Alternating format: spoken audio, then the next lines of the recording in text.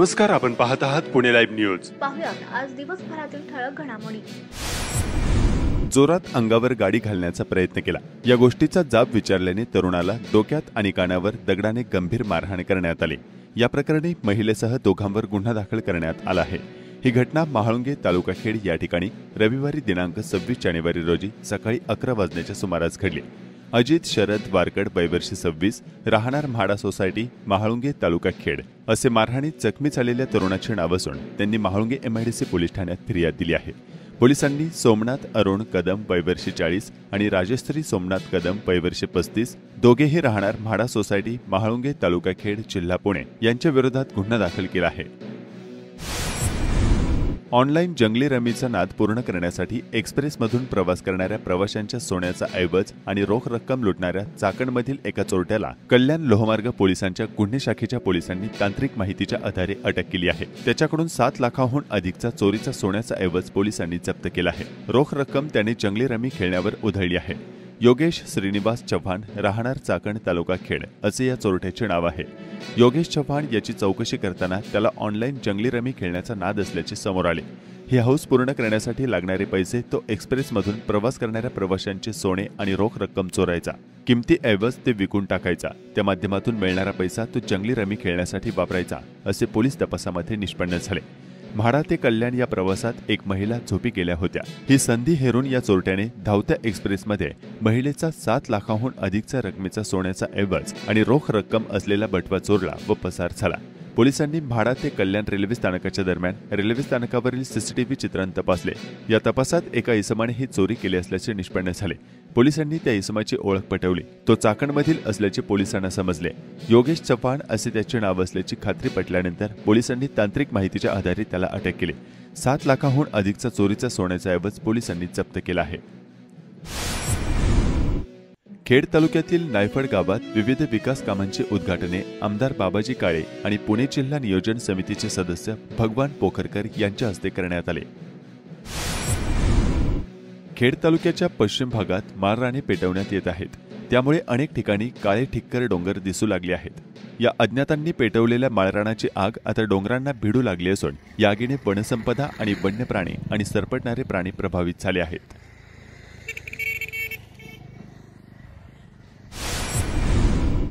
रब्बी हंगामातील पीक काढणीच्या कामांना वेग आला आहे। पश्चिम भागातील भात उत्पादन क्षेत्रात भात खाचरातील मसुरा पिकाच्या काढणीची कामे सुरू झाली आहेत।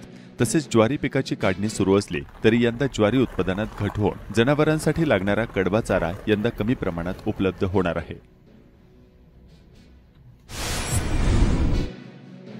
बदलत्या हवामानात ऋतुमानानुसार निसर्गातील विविध झाडे झुडपे फुलताना दिसत असतात। अशाच फुललेल्या झाडाच्या लाल भगव्या रंगाचा आविष्कार मनाला भुरळ घालताना दिसत आहे।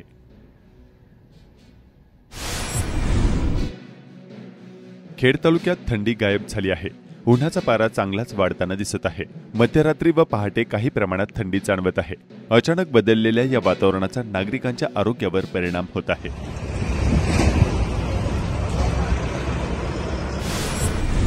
चाकण शिक्रापूर रस्त्यावर सोमवारी 27 जानेवारी रोजी भल्या पहाटे अपघात झाल्याचं स्थानिक प्रत्यक्षदर्शी यांनी पुणे लाईव्हला याबाबतचा व्हिडिओ पाठवून कळवलाय। या अपघाताबाबत पोलिसांकडून काहीही माहिती अद्याप तरी मिळू शकलेली नाहीये।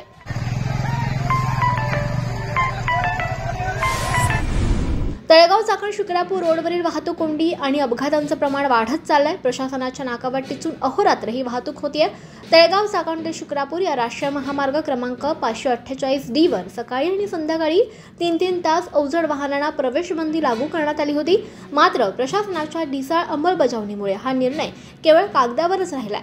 मुंबई तसंच रांजणगाव औद्योगिक क्षेत्राला जोडणारा हा एकमेव मार्ग आहे। या मार्गावरील वाहतूक कोंडी आणि अपघातांना आळा घालण्यासाठी अवजड वाहनांच्या वाहतुकीच्या वेळेत बदल करण्यात आला होता। असं असताना सुद्धा बंदी असलेल्या वेळेतही ही वाहनं बिनदिक्कतपणे शहरातून ये-जा करतात।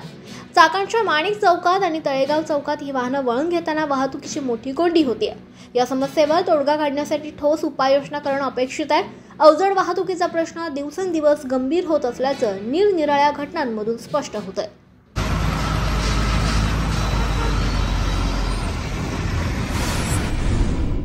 विदेशात प्रवासी भारतीयांनी देखील प्रजासत्ताक दिन उत्साहात साजरा केलाय। जरी शिक्षण आणि कामानिमित्त विदेशात लोक गेले असले तरी तिथे राष्ट्रीय सण मात्र साजरे केले जातात। नार्वे येथील प्रजासत्ताक दिनानिमित्त आयोजित कार्यक्रमाबाबतची माहिती डॉक्टर प्रतीक कड यांनी पुणे लाईव्हला दिली आहे।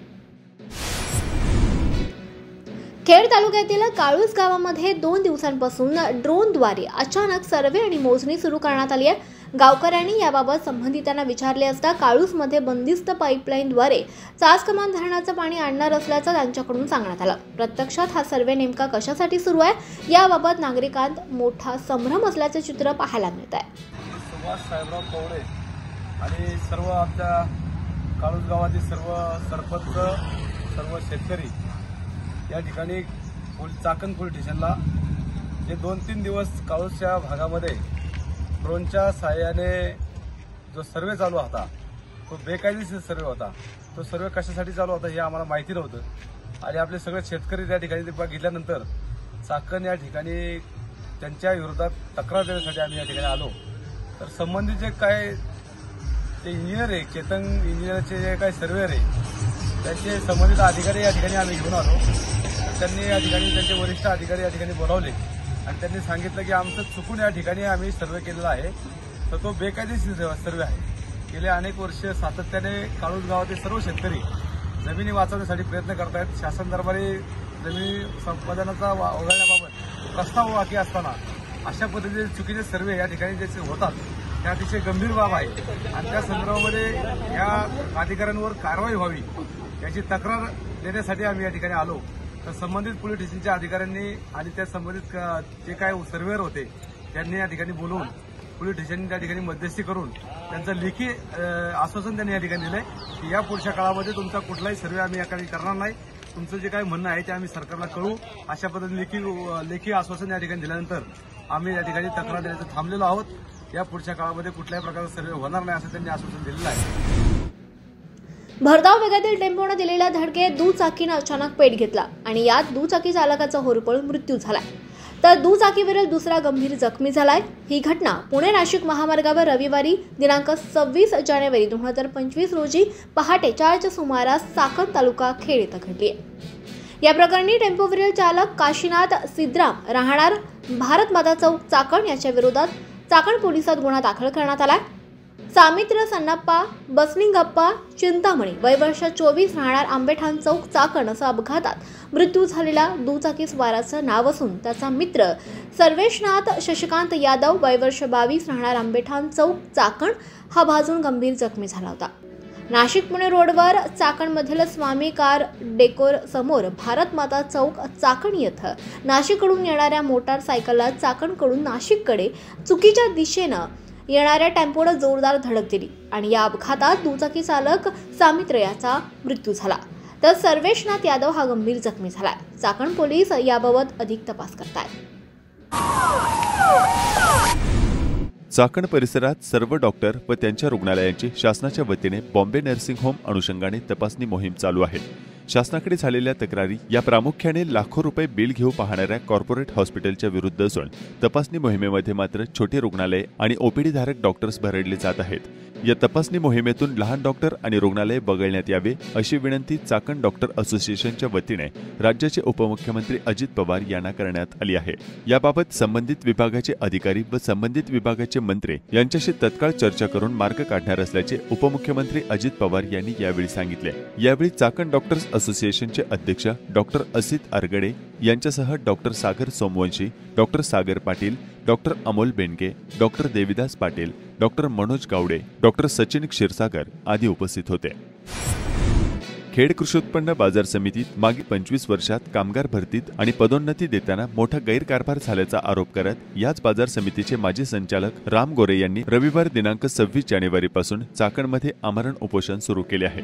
आंदोलनाच्या दुसऱ्या दिवशी सोमवारी 27 जानेवारी रोजी राम गोरे यांची प्रकृती खालवल्यानंतर त्यांची वैद्यकीय तपासणी करण्यात आली। त्यानंतर प्रशासनाने तातडीने याबाबत कार्यवाही करण्याचे आश्वासन दिल्यानंतर गोरे यांनी आमरण उपोषण स्थगित केले। आंदोलनकर्ते राम गोरे, सहाय्यक निबंधक सचिन सरसमकर व बाजार समितीचे सभापती विजयसिंह शिंदे यांनी याबाबत काय सांगितले पाहूया। उत्पन्न बाजार समिती महात्मा ज्योतिराव फुले मार्केट गणपतीच्या मंदिरामध्ये 26 जानेवारीच्या प्रजासत्ताक दिनी सकाळी 10 वाजता मी मार्केट कमिटीच्या जे गैरव्यवहार झाले किंवा त्याविषयी ज्या तक्रारी होत्या त्या तक्रारी मी गेले 3 वर्षापासून पणन संचालकांच्या ऑफिसमध्ये अर्ज दाखल करून त्याची पूर्तता करण्यासाठी मी वेळोवेळी त्यांच्याकडे गेलो आणि त्यानंतरसुद्धा मला त्याची दखल झाली नाही, म्हणून मी उपोषणाचा मार्ग अवलंबला आणि काल 10 वाजल्यापासून मी आता 30 तास झाले मी उपोषणाला बसलेलो आहे. आणि खेड तालुक्याचे AR साहेब, सरमरकर सर, सभापती साहेब, तेजस जोडगे, माणिक शेठ गोरे, तुकाराम शेठ कानगे, सगळे मान्यवर आणि आडते मंडळी हितचिंतक या ठिकाणी आले आणि मला विनंती केली किंवा आपण तो प्रश्न मिटू, आपण तुम्ही उपोषण सोडा. आणि मी सगळ्यांच्या आग्रहास्तव आणि संस्थेचं कामकाज यापुढं पारदर्शक व्हावं या उद्देशानं मी सर्वांच्या विनंतीला मान देऊन मी माझं उपोषण सोडत आहे. तर गोरे यांचे जे तक्रार आमच्याकडे पेंडिंग होते त्या संदर्भात आपण बाजार समितीकडून पण वारंवार खुलासा मागवला होता, पण खुलासा काही संपूर्ण मुद्द्याचा खुलासा आले नव्हते सकाळी संपूर्ण तक्रार अर्जाचा. पण ते निश्चितच त्यांनी मला आश्वासित केले बाजार समितीने की बाबा त्यांचे खुलासा देऊन या संदर्भात त्यांच्या तक्रारी अर्जाच्या पेंडिंगच्या संदर्भात आपण 29 तारखेला DDR साहेबांची तर आपण हिअरिंग ऑलरेडी काढलेली आहे आणि त्या संदर्भात त्यांना सगळी तक्रारी अर्ज पण दाखवले आणि त्या सर्व तक्रारी अर्जाच्या संदर्भात त्यांचं म्हणणं, बाजार समितीचं म्हणणं, माझा अभिप्राय आणि त्या संदर्भात साहेब योग्य ते कायदेशीर जो निर्णय असेल तो निर्णय घेतील. निश्चितपणानं AR साहेब देखील आहेत, आमचे DDR साहेबांची देखील चर्चा आहे. रामशेठनी जे प्रश्न उपस्थित केले ते 2003 ते 2010च्या दरम्यानचे जास्तीचे आहेत. जरी हे जुन्या काळातले असले परंतु जर बाजार समितीमध्ये त्या काळात जरी काही गैरव्यवहार झाला असेल तर आम्ही सगळ्या कागदपत्रांची पडताळणी करणार आहे. तो बाजार समितीचा सभापती या नात्याने मी एवढंच आश्वासित करतो, त्यांनाही देखील केलं आहे की या मागच्या काळात जरी काही चुकीचं काम झालं असेल तर आम्ही कोणालाही पाठीशी घालणार नाही. आता चौकशीमध्ये देखील जर काही चुकीचं झालं असेल त्याला पाठीशी घालणार नाही. आत्ता देखील बाजार समितीमध्ये कामकाज करताना पूर्णपणे पारदर्शी करण्याचं काम आम्ही सगळी मंडळी त्या ठिकाणी करतोय आणि त्यांनी जे उपस्थित केले प्रश्न आहेत ते आम्ही सगळे ही नवीन बॉडी निवडून येण्याच्या अगोदरचे सगळे प्रश्न आहेत, जुने प्रश्न आहेत. प्रश्न जरी जुने असले परंतु बाजार समिती संदर्भामध्ये संबंधित आहेत. त्यामुळे मागच्या काळात जरी काही चुकीचं झालं असेल ते म्हणतात त्याप्रमाणे तर त्याची सविस्तरपणानं चौकशी त्या ठिकाणी होईल. DDR साहेबांच्या समोर त्याची सुनावणी पुढच्या 2-4 दिवसामध्ये होणार आहे. AR साहेब, DDR आणि बाजार समिती असं एकत्रितरित्या एक सुनावणी होऊन नेमकं काय काय झालंय, कायदेशीर काय आणि कायदेशीर बाबीमध्ये जर काही चुकीचं झालं असेल तर त्याच्यावर कायदेशीरपणे प्रक्रिया त्या ठिकाणी होईल. परंतु बाजार समिती 100% या सगळ्या प्रक्रियेमध्ये कुणालाही पाठीशी घालणार नाही. चुकीचं असेल ते चुकीचं, बरोबर असेल ते बरोबर, जे कायद्याने होईल त्याला बाजार समिती याच्यावर राहील. राजगुरुनगरमध्ये साहेबरावजी बुट्टे पाटील स्मृती व्याख्यानमालेत दुसऱ्या दिवशी अनुराधा प्रभुदेसाई यांनी सैनिकांशी ऋणानुबंध या विषयावर विद्यार्थ्यांना मार्गदर्शन केले. म्हणतो इथे येऊन का आपण तुकडे तुकडे तुकडे करत थेंब होत चाललोय. मग त्यामुळे काय होतं, समाजाची घडी विस्कटते आणि जसं म्हटलं तो तानाबाना गेला की मग समाजामध्ये अविचार सुरू होतो आणि मग तो जो बेलगाम समाज होतो त्याच्यासाठी का आमच्या 47, 62, 65, 71 आणि कित्येक लोकांनी आज पण जे योगदान दिलं या देशासाठी त्याचा विचार करा. Always remember, freedom is not free. Every day soldier give his life so that you can live yours. चांगलं जगा. स्वप्ने अशी पडावीत की जगणे सुसह्य व्हावे. स्वप्ने असे पडावे की जगणे सुंदर व्हावे, पण प्रत्यक्ष असे जगावे की स्वप्नांनी फिके पडावे. अशा रीतीने तुमचं आयुष्य तुम्ही जगा आणि मग त्यांनी तुम्हाला स्वतःला कळेल की आयुष्य काय आहे, त्याचं माने तुमचे तुम्हाला कळतील. शेवटी मी एक सैनिकांसाठी जी तुम्हारे जाबाज कारनामों की आहट से ठिठुरते ठंड में भी दुश्मन के पसीने छूट जाते हैं. कारगिल युद्ध से लेकर दुश्मन बेचारे खुदा से उन्हें बचने की दुआ मांगते हैं. तुम तो बेमिसाल थे ऐ दोस्त, तुम्हारा कोई मुकाबिल न था. तुम्हारे लहू का एक एक कतरा दुश्मन की बर्बादी का गवाह था. किसी ने बहाया अपना खून तो किसी ने न्योछावर किया अपना यौवन. ऐसा सबक सिखाया दुश्मन को कि फिर से चुनौती देने का ना रहा उसमें दम. खबरदार है दुश्मन, दुश्मन तो रहे सावधान. हमारे भारतीय सैनिक ही है हमारे देश की पहचान. You understand, you better understand. जय हिंद. भारत माता की, भारत माता की, भारत माता की. ह्याच्याशी संबंध आला म्हणजे मी 2004 साली फक्त टुरिस्ट म्हणून गेले कारगिलला आणि 2004 साली माझं माझं असा संसार करणारी जी माझी गाडी होती ती रेल्वे गाडी एका स्टेशनवर थांबली 2 वेळा झाली. जे स्टेशन माझ्यासाठी अनभिज्ञ होतं त्या स्टेशनला मी अनभिज्ञ होते. त्या स्टेशनचं नाव होतं सैनिक. आणि 2004 पासून आजपर्यंत मी त्या सैनिकांबरोबर आहे. कारगिल हे माझ्यासाठी स्थळ नाहीये, माझ्यासाठी भावना आहे.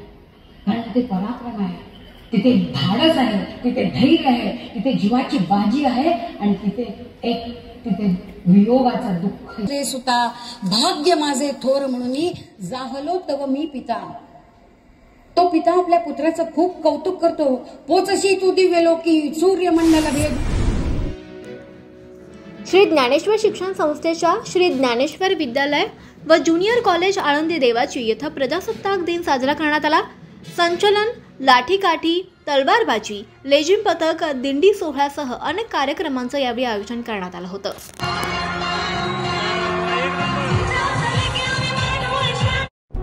नमस्कार, आपण पाहत आहात पुणे लाईव्ह न्यूज.